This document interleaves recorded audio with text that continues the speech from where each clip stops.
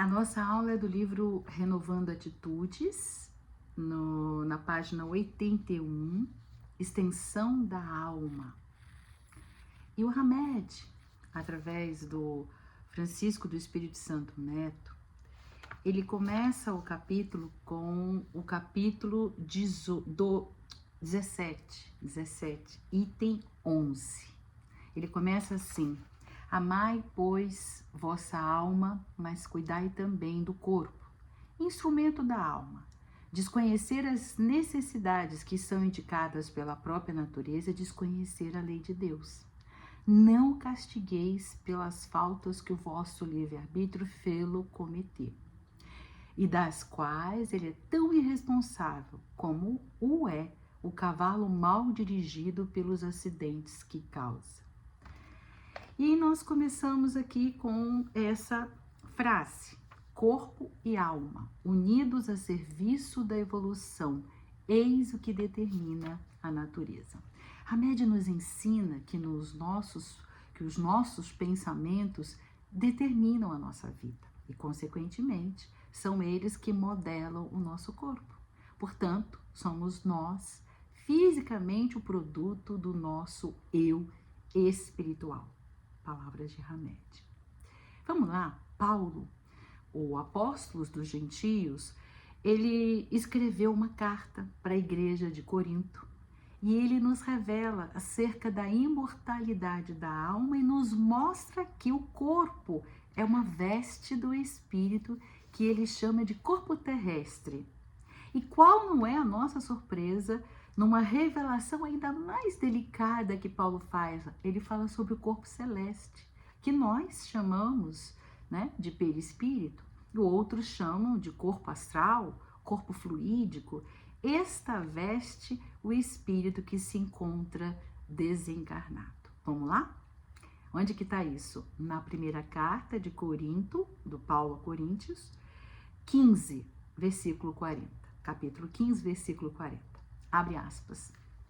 Nem toda carne é a mesma carne, mas uma certamente a dos homens, e outra a dos animais, uma a das aves e outra dos peixes. E corpos há celestes e corpos há terrestres, mas uma é, por certo, a glória dos celestes e a outra dos terrestres. Viu? Este perispírito, né, que Paulo nos fala, é o corpo mais grosseiro da nossa alma. É uma esponja que absorve a sujidade mental, o magnetismo negativo, os fluidos da luz também e da harmonia. Tanto as coisas boas como as coisas ruins. Digamos que nos computadores antigos nós chamávamos de disco rígido, hard disk, e que hoje nos nossos computadores atuais nós chamamos de SSD, né? Então fica ali, ou digamos assim, o iCloud da Apple, né? A nuvem, fica guardado. Esse é o perispírito. Ele guarda todas as experiências que nós temos, que nós tivemos e que nós estamos tendo atualmente. Esse corpo celeste que Paulo fala registra as nossas impressões, as nossas experiências, as nossas emoções, conhecimentos que adquirimos quando alma, ou seja, espíritos encarnados. Ou seja, cada um leva consigo o seu céu e o seu inferno. Levamos hoje conosco, agora, e também quando as luzes da terra apagarem aos nossos olhos, como diz Emmanuel, né? O nosso bem e o nosso mal, os nossos erros e os nossos acertos, elementos de paz e de atribulação, de alegria e de sofrimento, de acordo com os atos que praticamos. Em algum momento, como diziam os psicólogos, né, tudo fica registrado no subconsciente. Corpo celeste, como diz Paulo, ou perispírito, como diz, né, nós espíritas. Tudo isso vem à tona e reflete no nosso corpo físico. Quando vamos reencarnar, nós moldamos o nosso corpo magneticamente. Nós atraímos, o nosso perispírito atrai os genes do espermatozoide do óvulo, formando o nosso ovo, né?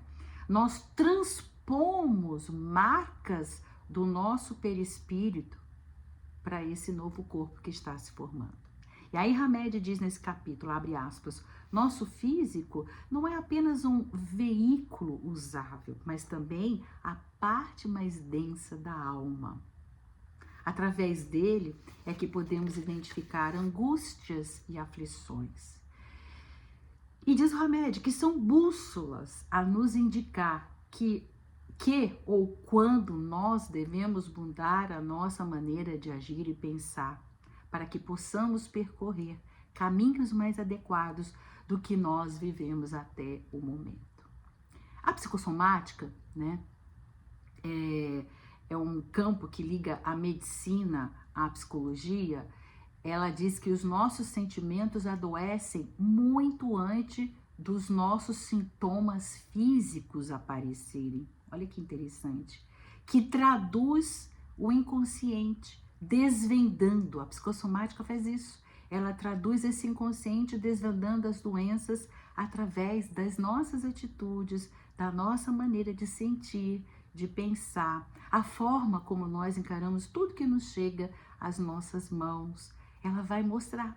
A doença revela quem você realmente é, como você realmente pensa. Às vezes você até não tem muita noção sobre si mesmo, mas a doença conta quem você é. Por exemplo, o rim é um filtro das emoções. Quem não filtra bem, né, as suas emoções, adoece do rim. Embora a pessoa pode dizer, aparentar que é calma, tranquila, parece que está sempre bem diante das situações difíceis, mas o rim nos conta quem você é. Uma doença repetida na bexiga, a bexiga, o que é a bexiga? Se a gente não deixa a mágoa ir embora, a gente adoece da bexiga, né? Infecções urinárias. Não são só as bactérias, não é só a imunidade que abaixou, tomei um antibiótico, a minha imunidade abaixou. Não, não é só isso. Tudo começa no nosso pensar. A psicossomática te conta isso. Fala quem você realmente é através das doenças. Problemas no joelho é quem não se dobra, não flete diante de uma situação que está vivenciando. Percebem? Então, os nossos sentimentos adoecem muito antes dos nossos sintomas físicos aparecerem. Pois é. Voltando aos tempos do Hahnemann, o pai da homeopatia, ele diz que o indivíduo deve ser visto como um todo. E tratar somente o corpo físico seria cuidar das consequências sem aniquilar a causa, né? Pois é. Fomos criados com a ideia de que os outros, diz o Hamed lá no nosso capítulo, né?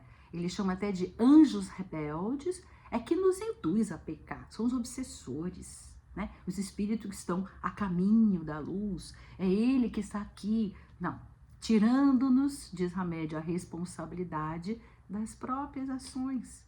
Ficamos temporariamente naquela ilusão de que os outros é que comandam os nossos feitos, os nossos atos, as nossas inclinações, e não nós mesmos. Os verdadeiros dirigentes do nosso destino são nós.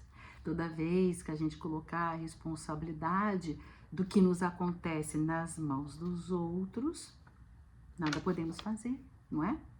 Mas quando a gente assume, a gente resgata o poder para nós. Nós podemos mudar a história das nossas vidas. Nós somos os autores e tudo depende das nossas escolhas, né? Amigos, são as emoções que regem as nossas atitudes. Simples assim. Porém, as emoções, ela parte da onde? Da mente.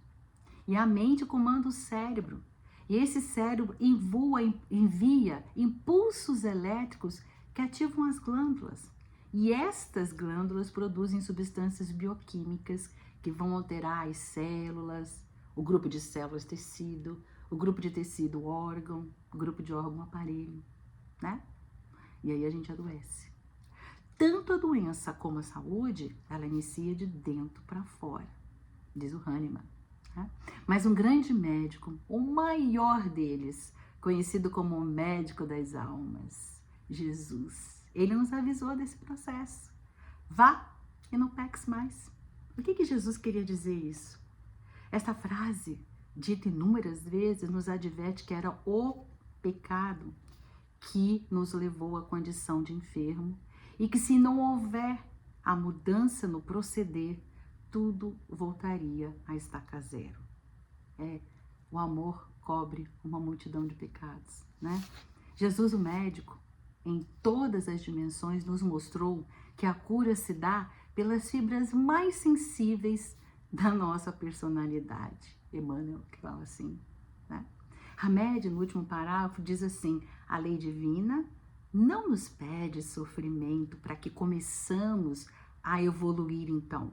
Ele pede-nos somente que amemos cada vez mais. Lembra? O amor cobre uma multidão de pecados. É uma carta, primeira carta de Pedro, capítulo 4, versículo 8. O amor cobre uma multidão de pecados, né? Então Jesus, na casa de Levi, junto aos pecadores, afirmava que ele não tinha vindo à terra para os sãos, e sim para curar os enfermos. Em qualquer lugar, ele fazia o diagnóstico e logo aplicava o medicamento. E que medicamento era esse, gente? Comprimido? Chá? Plastros? Dietas? E Vinícius que fala assim, né?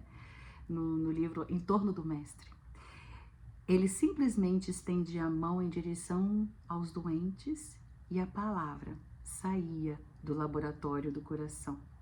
Estes eram verdadeiros remédios, curando todos os tipos de enfermidades. Então, se nesse momento nós nos encontramos enfermos, saibamos que nenhuma ação medicamentosa através da boca ou dos poros poderá nos restaurar integralmente. Os remédios para todos os males estão ligados aos nossos sentimentos. Devemos ir ao médico, devemos fazer os exames, devemos fazer os medicamentos que são indicados pela medicina, mas se a gente não melhorar o nosso pensar, o nosso sentir e o nosso agir, a gente volta a adoecer de novo, né?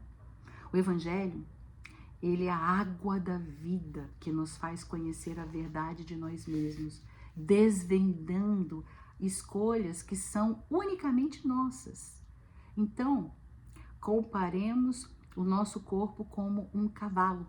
Como começou lá, né? O Hamed, no livro, ele pegou lá o Evangelho segundo o Espiritismo, começou lá com o capítulo 12, o item 11.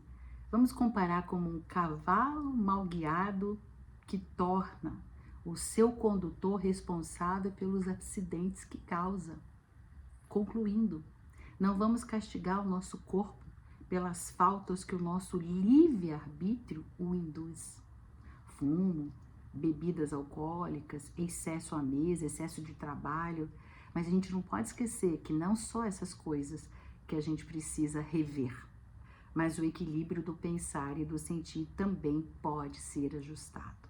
Então, amai, pois, vossa alma, mas cuidai também do corpo, instrumento da alma. Desconhecer as necessidades que são indicadas pela própria natureza é desconhecer a lei de Deus.